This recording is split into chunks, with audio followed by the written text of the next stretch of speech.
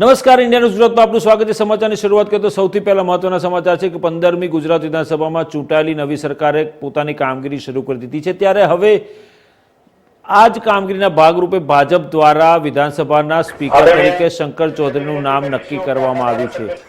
તેઓ બનાસકાંઠા જિલ્લાની થરાદ બેઠક પરથી ચૂંટાયા છે, જ્યારે 15મી વિધાનસભાના ઉપાધ્યક્ષ તરીકે પંચમહાલની શહેરા બેઠકના ધારાસભ્ય જેઠા ભરવાડનું નામ નક્કી કરવામાં આવ્યું છે। ગુજરાત વિધાનસભાની 2022ની ચૂંટણીમાં ભવ્ય જીત બાદ ગુજરાતમાં ભાજપની નવી સરકારની રચના થઈ ગઈ છે। 15મી વિધાનસભામાં સુકાની તો ભૂપેન્દ્ર પટેલ છે, પણ તેમની ટીમ બદલાઈ રહી છે। ત્યારે ભારતીય જનતા પાર્ટી ગુજરાત તરફથી વિધાનસભાના અધ્યક્ષ અને ઉપાધ્યક્ષના નામ નક્કી કરવામાં આવે છે। શંકર ચૌધરી બનાસકાંઠા જિલ્લાની થરાદ બેઠક પરથી ચૂંટાઈ આવ્યા છે। વિધાનસભાના ઉપાધ્યક્ષ તરીકે પસંદ કરાયેલા જેઠા ભરવાડ પંચમહાલની શહેરા બેઠકના ધારાસભ્ય તરીકે ચૂંટાયા છે। ગુજરાત વિધાનસભાના અધ્યક્ષ તરીકે પહેલેથી જ શંકર ચૌધરીનું નામ ચર્ચામાં હતું। આખરે આ નામ ઉપર પૂર્ણવિરામ મુકાઈ ગયું છે। જો કે વિધાનસભા અધ્યક્ષ તરીકે રમણલાલ વોરાની પણ નામની ચર્ચા ચાલી રહી હતી।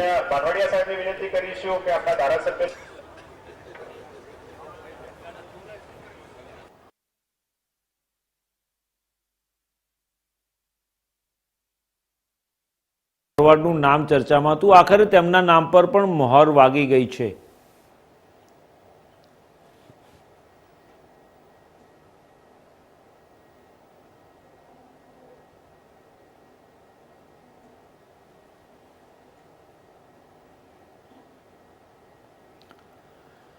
કેન્દ્રીય આરોગ્ય મંત્રી મનસુખ માંડવિયાએ જણાવ્યું હતું કે જ્યારથી વડાપ્રધાન નરેન્દ્ર મોદીના નેતૃત્વમાં એનડીએ સરકારની રચના થઈ છે, ત્યારથી શિક્ષણ ક્ષેત્રે મોટા પાયે પરિવર્તન આવ્યા છે। નવી શિક્ષણ નીતિની તમામ રાજ્યો અને તમામ વર્ગોમાં ખૂબ પ્રશંસા કરવામાં આવી રહી છે।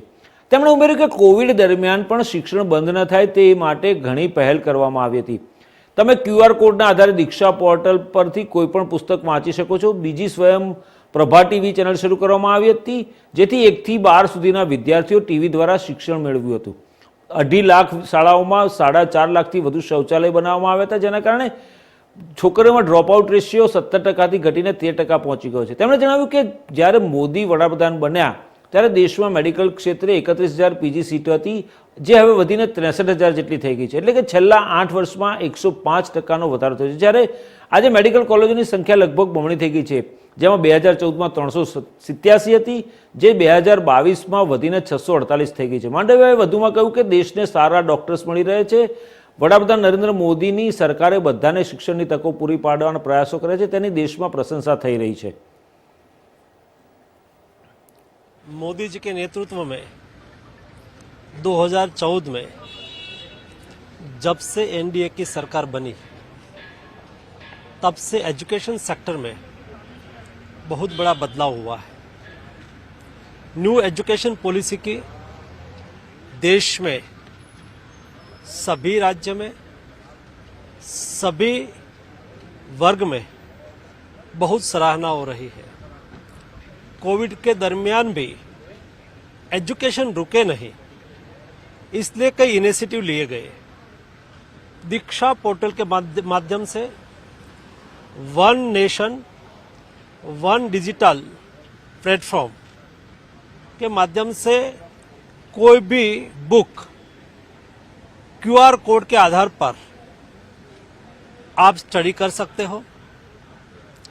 दूसरा, स्वयं Prabha TV channel, one nation one channel, ये एजुकेशन सेक्टर में लाया गया ताकि 1 से 12वीं कक्षा तक के सभी स्टूडेंट को टीवी चैनल के माध्यम से एजुकेशन मिले। आपने देखा होगा स्वच्छता अभियान के तहत देश में खास करके बेटियों में ड्रॉप आउट रेशियो कम हो, इसलिए टॉयलेट ने जो भूमिका बनाई है वो बहुत महत्वपूर्ण है। 2.5 लाख से अधिक देश में स्कूल में 4.5 लाख से अधिक टॉयलेट बनाया गया। उसका नतीजा ये निकला कि बेटियों में ड्रॉप आउट रेशियो था वो 70% से कम होके 13% हुआ और कम हो रहा है। आपने मेडिकल एजुकेशन में भी देखा होगा जब मोदी गवर्नमेंट आने के बाद देश के बच्चों को विदेश में पढ़ने जाने की नौबत ना आए इसलिए, और देश में डॉक्टर की जरूरत पूरी हो इसलिए एक अभियान चलाया गया है। 2014 में केवल 53,000 सीट एमबीबीएस की थी, 53,000 सीट एमबीबीएस की थी, वो आज 96,000 हो चुकी है, यानी कि 87% की बढ़ोतरी हुई केवल 8 साल में। वैसा ही पीजी सीट में भी वैसी ही बढ़ोतरी हुई है। जब 2014 में मोदी जी देश के प्रधानमंत्री बने तो देश में 31,000 पीजी सीट थी, आज वो बढ़ के 63,000 पीजी की सीट हो गई, यानी कि 105% की बढ़ोतरी हुई है। मेडिकल कॉलेज भी आज डबल हो चुकी है। इस दृष्टि से मोदी गवर्नमेंट में एजुकेशन सेक्टर में आमूलचूल परिवर्तन भी हो रहा है, बदलाव भी हो रहा है और विकास भी हो रहा है। इस दृष्टि से देश में एजुकेशन की स्ट्रेंथ बढ़ती जा रही है। દેશની સર્વોચ્ચ અદાલતે ગોધરા કાંડના એક આરોપી ફારૂકના જામીન અરજી મંજૂર કરી છે। આજીવન કેદની સજા ભોગવતા આરોપી ફારૂકે 2018માં અપીલ કરી હતી। સુપ્રીમ કોર્ટે કહ્યું કે 2004થી જેલમાં છે એટલે તેને છોડી મૂકવામાં આવ્યો છે। જામીનનો વિરોધ કરતા સોલિસિટર જનરલ તુષાર મહેતાએ કહ્યું હતું કે તે સૌથી જઘન્ય અપરાધો પૈકીનો એક હતો। લોકોને બોગીઓમાં બંધ કરીને જીવતા સળગાવી દેવામાં આવ્યા હતા। સામાન્ય સંજોગોમાં પથ્થરમારો ઓછો ગંભીર ગુનો હોઈ શકે છે, પરંતુ આ એક અલગ જ પ્રકારનો ગંભીર ગુનો છે। સરકારનો પક્ષ સોલિસિટર જનરલે રાખ્યો હતો। તેમણે કહ્યું કે હવે મામલો અંતિમ સુનાવણીમાં છે, હવે તો સુનાવણી માટે વિશેષ બેન્ચ પણ છે, આ પણ લિસ્ટેડ કરી શકાય છે। તેના પર સીજેઆઈએ કહ્યું હતું કે સોલિસિટર જનરલ તમે આ કરી શકો છો, તમારા જુનિયર્સને નિવેદન તૈયાર કરવા અને તેને રજિસ્ટ્રાર પુનિત સહેગલને મોકલવા માટે કહો, હું ચોક્કસપણે તેની તપાસ કરીશ। આ પહેલાં 2 ડિસેમ્બરે 2002ના ગોધરા ટ્રેનને સળગાવવાના મામલે સુનાવણી હાથ ધરવામાં આવી હતી, જેમાં સીજેઆઈ ડીવાય ચંદ્રચૂડ અને જસ્ટિસ પીએસ નરસિમ્હાની બેન્ચે ગુજરાત સરકાર પાસેથી જાણકારી માંગી હતી કે આ કાંડમાં કયા આરોપીઓની શું ભૂમિકા છે। તેમાં દોષિત ફારૂકની જામીન અરજીની પણ આ બેન્ચ પાસે પહોંચી હતી। જ્યારે સોલિસિટર જનરલે સુનાવણીને જાન્યુઆરી સુધી સ્થગિત કરવાની માંગણી કરી હતી, ત્યારે ફારૂકના વકીલે બેન્ચને જણાવ્યું હતું કે તેને વેકેશન પહેલાં સુનાવણી કરવામાં આવે, કારણ કે ગુજરાત રાજ્યએ બીજી વખત સ્થગિત કરવાની માંગણી કરી છે। સોલિસિટર જનરલે કહ્યું હતું કે જો જામીનની અરજીઓ પર સુનાવણી થશે તો બીજું બધું પણ ઠીક થઈ શકશે, પરંતુ બેન્ચે કહ્યું હતું કે સૌથી પહેલાં જામીન અરજીઓ પર વિચાર કરવામાં આવશે।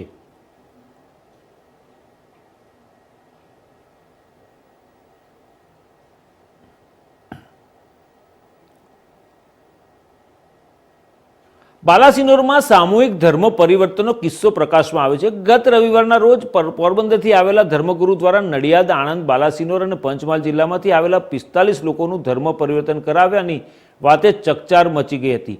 જો કે આ અંગે તંત્ર અજાણ હોવાનું બહાર આવ્યું છે।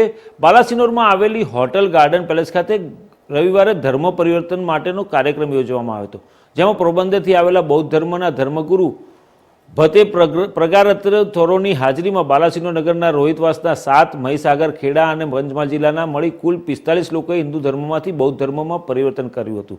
ધર્મ પરિવર્તન માટે જે લોકોએ ધર્મ પરિવર્તન કર્યું તે લોકોનું કહેવું છે કે નિયત નમૂના ફોર્મમાં મહીસાગર કલેક્ટરને લેખિતમાં અરજીઓ કરી હતી।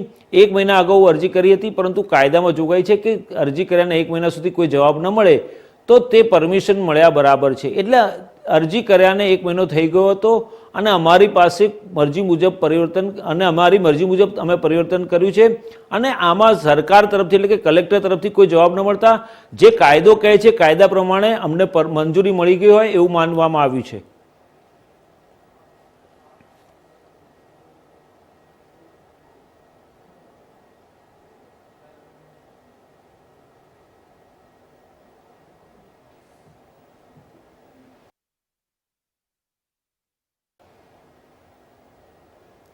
ભાવનગર જિલ્લાના સિહોર તાલુકાના સુરકા ગામે સગીર વયની દીકરીએ આત્મહત્યાનો મામલો સામે આવ્યો છે। પાટીદાર સમાજની 17 વર્ષીય સગીરાએ 6 દિવસ પહેલા પોતાના ઘરે આત્મહત્યા કરી હતી।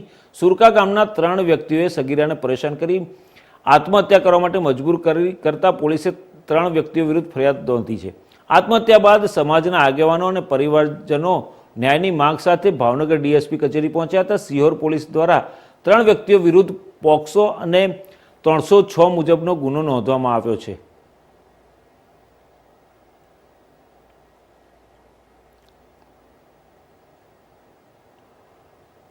તાપી જિલ્લાના વડામથક વ્યારા નજીકથી ટીચકપુરા ખાતે વિદ્યાર્થીની ચાલુ બસમાંથી પટકાતા જીવન અને મોત વચ્ચે ઝોલા ખાતી હતી. 22મી નવેમ્બરના રોજ ચાલુ બસમાંથી પટકાતા સીસીટીવી કેમેરાના દ્રશ્યો સામે આવ્યા હતા.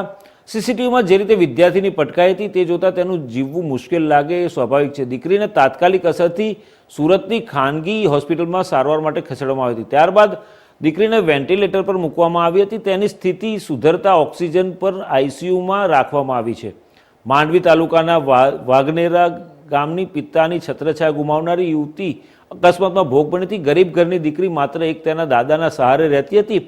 આવી સ્થિતિ વચ્ચે એકાએક તેના દાદાને ખેતરમાં સર્પદંશ થયો હતો. પરિણામે તેમની પણ સ્થિતિ ખૂબ નાજુક છે અને તેઓ સુરતની સિવિલ હોસ્પિટલમાં સારવાર લઈ રહ્યા છે. પ્રિયંકાના પરિચિત વ્યક્તિ જસવંતભાઈએ જણાવ્યું હતું કે સુરતના અડાજણ વિસ્તારની એક ખાનગી હોસ્પિટલમાં પ્રિયંકા અશોકભાઈ ચૌધરીને માથાના ભાગે ગંભીર ઇજા થતાં સારવાર આપવામાં આવી રહી છે. છેલ્લા ઘણા દિવસોથી તે વેન્ટિલેટર પર હતી, પરંતુ હવે તેની સ્થિતિ સુધરતા વેન્ટિલેટર બાદ તેને ઓક્સિજન આપવામાં આવી રહ્યો છે અને આઈસીયુમાં સારવાર ચાલી રહી છે. નવનિયુક્ત આદિજાતિ મંત્રી કુંવરજી હળપતિએ જણાવ્યું હતું કે પ્રિયંકા ચૌધરીને ઈજા થઈ હોવાની વાત સોશિયલ મીડિયાના માધ્યમથી તેમના સુધી પહોંચી હતી. જાણ થતાની સાથે જ ખૂબ જ ગંભીરતાથી આ બાબત લીધી છે. જ્યારે તેમના પરિવારનો સંપર્ક કર્યો ત્યારે જાણ થઈ હતી કે આર્થિક રીતે તેઓ ખૂબ જ ગરીબ છે અને દીકરીની સારવારનો ખર્ચ ભોગવી શકે તેમ નથી.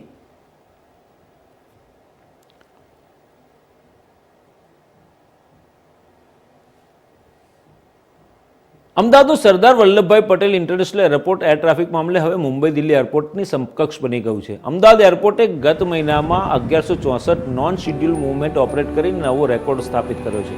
જ્યારે એક જ દિવસમાં 32,000થી વધુ પેસેન્જર્સે મુસાફરી કર્યાનો આંક વટાવી દીધો છે. અમદાવાદ એરપોર્ટ ખાતે છેલ્લા એક મહિનામાં એક જ દિવસમાં સૌથી વધુ 58 મૂવમેન્ટ સાથે 1100થી વધુ નોન શિડ્યુલ ફ્લાઇટ્સની અવરજવર થઈ હતી. 10મી નવેમ્બરથી 10મી ડિસેમ્બર સુધીના સમયગાળામાં અમદાવાદ એરપોર્ટે 1164 નોન શેડ્યુલ ફ્લાઇટ્સનો પણ રેકોર્ડ સ્થાપિત કર્યો છે, જેમાં અનેક વીઆઈપી ફ્લાઇટ્સનો સમાવેશ થાય છે. નોન શેડ્યુલ ડોમેસ્ટિક તેમજ ઇન્ટરનેશનલ હિલચાલ માટે ખાસ બનાવવામાં આવેલા નવા જનરલ એવિએશન ટર્મિનલને કારણે નોન શેડ્યુલ પેસેન્જર્સની સંખ્યામાં સતત વધારો થયો છે. ગુજરાત વિધાનસભાની ચૂંટણીને પગલે છેલ્લા એક મહિનામાં અનેક રાષ્ટ્રીય મહાનુભાવોએ અમદાવાદ એરપોર્ટની મુલાકાત લીધી, જેમાં વિવિધ રાજ્યોના મુખ્યમંત્રીઓ, કેન્દ્રીય મંત્રીઓ, વડાપ્રધાન નરેન્દ્ર મોદીનો સમાવેશ થાય છે. અમદાવાદ એરપોર્ટની ટીમ દ્વારા સ્થાનિક સત્તાધીશો CISFના સહયોગથી તેમના સરળ ટ્રાન્સફરની વ્યવસ્થા કરાઈ હતી. એરપોર્ટનું જનરલ એવિએશન ટર્મિનલ 4500 ચોરસ ફૂટ ટર્મિનલ બિલ્ડિંગમાં 12,000 ચોરસ ફૂટ ડિઝાઇનમાં તૈયાર કરવામાં આવેલું પ્રવેશદ્વાર છે. General aviation terminal business jet, chartered એરક્રાફ્ટનું ઝડપી ટર્ન અરાઉન્ડ નિશ્ચિત કરે છે.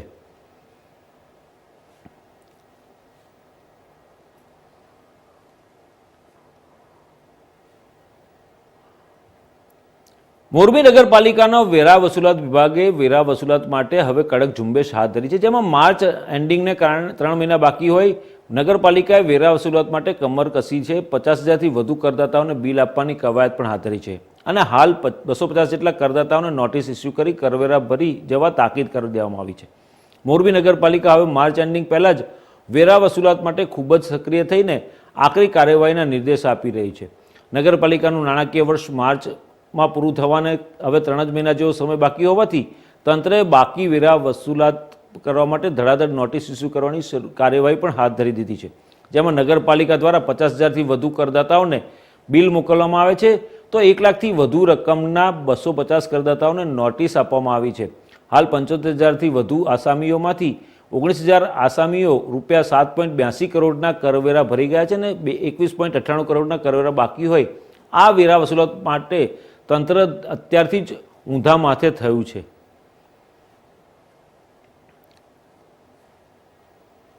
અત્યાર સુધીમાં 50,000 આસામીઓને બિલ આપેલ છે. ત્યારબાદ કે જે 15 દિવસ પછી અમારે 1 લાખથી વધુ ધારો કે જે બાકી હોય એવા 250 આસામીઓને આખરી નોટિસ પણ આપવામાં આવી છે, જેમાં 29 કરોડ 80 લાખ જેવી અમારી કુલ ડિમાન્ડ છે. તેની સામે અમે અહીંયા આજ સુધી 7 કરોડ 86 લાખ જેવી વસૂલાત કરેલ છે. યાત્રાધામ અંબાજીમાં ચોર ટોળકી સક્રિય બની ગઈ છે અને બેફામ બની ગઈ છે. અંબાજીમાં દિવસે દિવસે બાઇક ચોરીનું પ્રમાણ પણ વધી રહ્યું છે. ત્યારે અંબાજીમાંથી ફરી એક વખત બાઇક ચોરીની ઘટના સામે આવી છે. અંબાજી મંદિરના 7 નંબરના ગેટ પાસેથી બાઇક ચોરી થતો વિડીયો સીસીટીવીમાં કેદ થયો છે. અંબાજીનો સ્થાનિક વ્યક્તિ જ્યારે અંબાજી મંદિરના 7 નંબર ગેટ ઉપર પોતાની બાઇક મૂકી મંદિરમાં દર્શન કરવા જાય છે ત્યારે બાઇક ચોર તેના પર નજર રાખી બાઇકનો લોક ખોલી બાઇક લઈ ત્યાંથી ફરાર થઈ જાય છે. બાઇક ચાલકે અંબાજી પોલીસ મથકમાં અરજી આપી છે.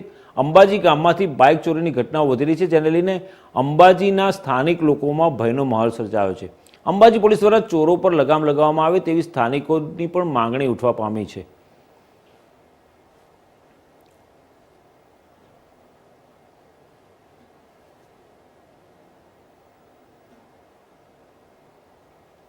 રાજ્યમાં કમોસમી વરસાદને કારણે જાફરાબાદના બંદર પર 1 નંબરનું સિગ્નલ લગાવવામાં આવ્યું છે. હવામાન વિભાગે આપેલી આગાહીને પગલે જાફરાબાદ બંદર પર 1 નંબરનું સિગ્નલ લગાવવામાં આવ્યું છે. સમુદ્રમાં ડિપ્રેશનના કારણે જાફરાબાદ બંદર પર 1 નંબરનું સિગ્નલ લગાવાયું છે. અમરેલી જિલ્લામાં ઘણા વિસ્તારોમાં કમોસમી વરસાદ પડ્યો છે. જાફરાબાદ પીપાવાવ દરિયાકાંઠે કમોસમી વરસાદની અસર દેખાઈ રહી છે. અમરેલી જિલ્લામાં કમોસમી વરસાદથી રવિ પાકોને ભારે નુકસાન થયું છે અને ખેડૂતો ચિંતિત બન્યા છે.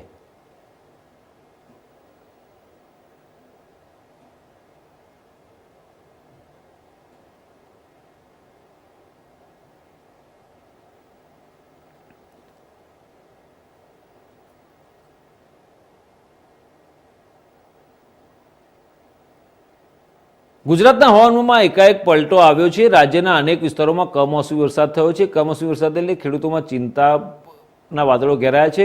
વલસાડમાં સતત 2 દિવસથી વરસાદી ઝાપટા પડી રહ્યા છે. ત્યારે બુધવારે છોટાઉદેપુરના નસવાડીમાં પણ કમોસમી વરસાદ થયો હતો. તેમજ ગુરુવારે રાજ્યના અનેક જિલ્લામાં કમોસમી વરસાદ નોંધાયો છે. ભર શિયાળે વરસાદ થતાં ખેડૂતોને વિવિધ પાકોમાં નુકસાન થયું છે, જેને લઈને ગુજરાત સરકારે મોટો નિર્ણય કર્યો છે. કમોસમી વરસાદ અંગે કૃષિ મંત્રી રાઘવજી પટેલનું નિવેદન સામે આવ્યું છે. તેમણે કહ્યું કે કમોસમી વરસાદના કારણે ખેડૂતોને નુકસાન થાય તે સ્વાભાવિક છે અને આ બાબતે અમે જિલ્લા ખેતીવાડી અધિકારીઓને સૂચના આપી છે કે જે વિસ્તારોમાં કમોસમી વરસાદ થયો છે ત્યાં ખેતીવાડીને જે કોઈ અસર થઈ હોય તેની તપાસ કરી તાત્કાલિક સરકારને રિપોર્ટ કરે અને કમોસમી વરસાદ બાદ નુકસાનીનો સર્વે કરી સરકારને રિપોર્ટ કરવાનો આદેશ અપાયો છે. રાજ્યના વિવિધ વિસ્તારોમાં ભર શિયાળામાં ચોમાસાનો માહોલ સર્જાયો છે. શિયાળામાં વરસાદી માહોલ થતાં ખેડૂતોમાં ચિંતા વ્યાપી ગઈ છે.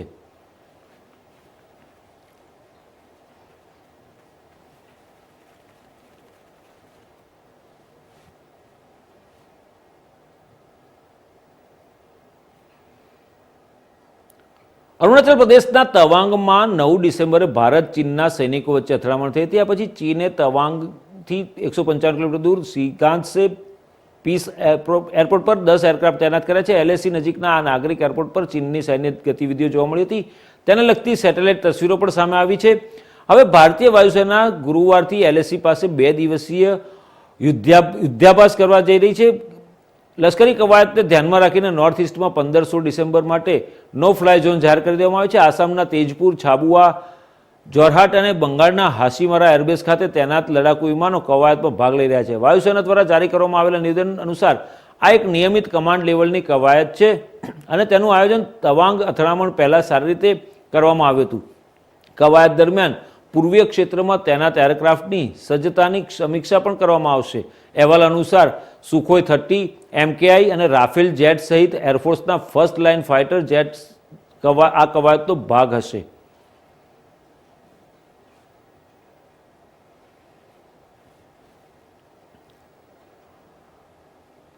સંયુક્ત રાષ્ટ્રની બેઠકમાં ભારતે ફરી એક વખત પાકિસ્તાનને જડબાતોડ જવાબ આપ્યો છે. બુધવારે પાકિસ્તાનના વિદેશ મંત્રી બિલાવલ ભુટ્ટો ઝરદારીએ યુએનમાં કાશ્મીરનો મુદ્દો ઉઠાવ્યા બાદ વિદેશ મંત્રી એસ જયશંકરના જવાબની ખૂબ ચર્ચા થઈ રહી છે. કોઈપણ દેશનું નામ લીધા વિના પાકિસ્તાનની નિંદા કરતા જયશંકરે કહ્યું કે સંયુક્ત રાષ્ટ્રની વિશ્વસનીયતા આપણા સમયના મુખ્ય પડકારો તેના અસરકારક પ્રતિભાવ પર નિર્ભર છે. તે પછી તે રોગચાળો હોય, હવામાન પરિવર્તન હોય, સંઘર્ષ હોય કે આતંકવાદ હોય.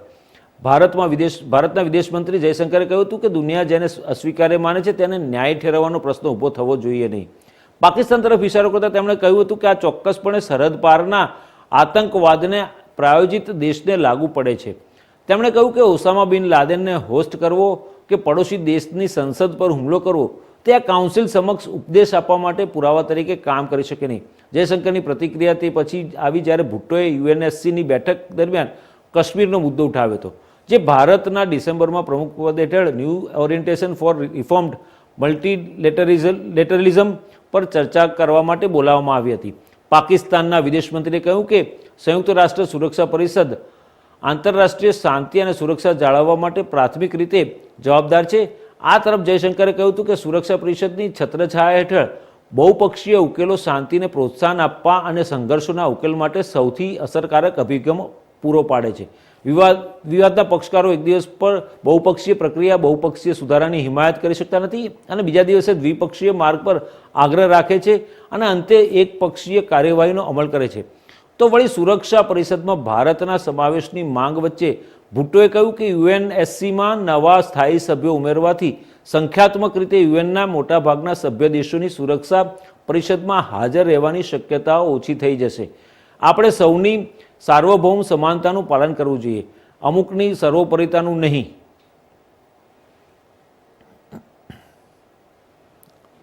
Excellencies, before I call on the next speaker, allow me to say a few words in my national capacity. We are obviously focused today on the urgency of reforming multilateralism. We will naturally have our particular views, but there is an ongoing convergence at least that this cannot be delayed any further. The credibility of the UN depends on its effective response to the key challenges of our times, be it pandemics, climate change, conflicts or terrorism.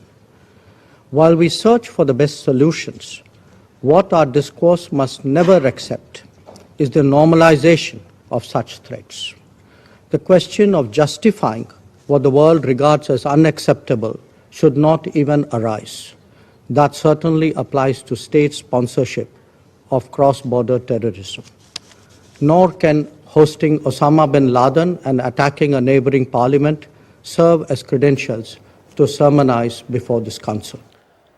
યુજીસીએ undergraduate અભ્યાસક્રમો માટે નવા ક્રેડિટરના અભ્યાસક્રમ ફ્રેમવર્કની જાહેરાત કરી છે, જેમાં owners degree કોર્સને 4 વર્ષના programme તરીકે વ્યાખ્યાયિત કરાયા છે. યુજીસીના ચેરમેન પ્રોફેસર એમ જગદેશ કુમારે જણાવ્યું હતું કે યુનિવર્સિટીઓ 3 થી 4 વર્ષના કાર્યક્રમો વચ્ચે પસંદગી કરી શકે છે. તેમણે કહ્યું કે તે યુનિવર્સિટી પર છોડી દેવામાં આવી છે કે તેઓ શું શીખવવા માગે છે અથવા તેઓ કયા અભ્યાસક્રમો ચલાવવા માગે છે. વિદ્યાર્થીઓની માંગણીઓ અને જરૂરિયાતોના આધારે તેઓ પોતે આ અંગે નિર્ણય લઈ શકે છે.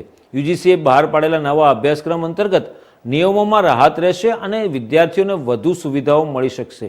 વિદ્યાર્થીઓ 4 વર્ષ અંડર ગ્રેજ્યુએટ કર્યા બાદ હવે પીએચડી કરી શકશે. તેમને માસ્ટર ડિગ્રી પ્રોગ્રામ્સમાં એડમિશન લેવાની જરૂર રહેશે નહીં. જે વિદ્યાર્થીઓએ 1 કે 2 સેમેસ્ટર્સ પૂર્ણ કર્યા હોય તેમને પસંદ કરેલા વિષયમાં સર્ટિફિકેટ મળશે, જ્યારે વિદ્યાર્થીઓને 2 વર્ષ કે 4 સેમેસ્ટર કર્યા બાદ ડિપ્લોમા મળશે. સાથે જ બેચલર ડિગ્રી 3 વર્ષ કે 6 સેમેસ્ટર પૂર્ણ કર્યા બાદ આપવામાં આવશે. આ ઉપરાંત વિદ્યાર્થીને 4 વર્ષ કે 8 સેમેસ્ટર પૂર્ણ થવા પર ઓનર્સ ડિગ્રી આપવામાં આવશે. ચોથા વર્ષ પછી જે વિદ્યાર્થીઓએ પ્રથમ 6 સેમેસ્ટરમાં 75% અથવા તેથી વધુ ગુણ મેળવ્યા હોય તેઓ રિસર્ચ વર્ક પસંદ કરી શકે છે.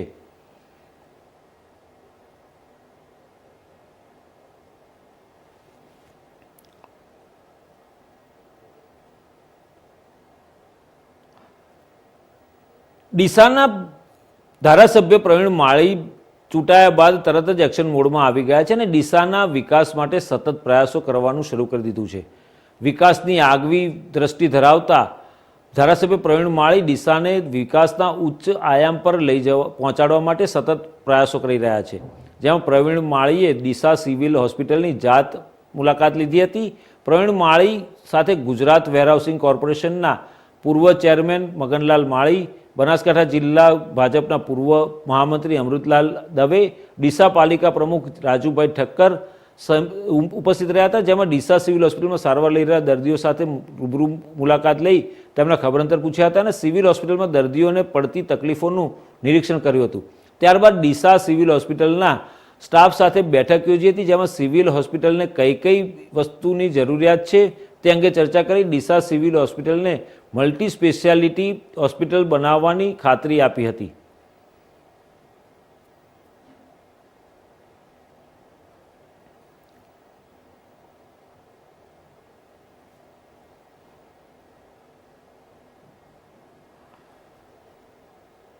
તો આ હતા અત્યાર સુધીના સમાચાર. વધુ સમાચાર અને અપડેટ્સ માટે જોતા રહો ઇન્ડિયા ન્યૂઝ ગુજરાત, ગુજરાતી ધડકન. નમસ્કાર.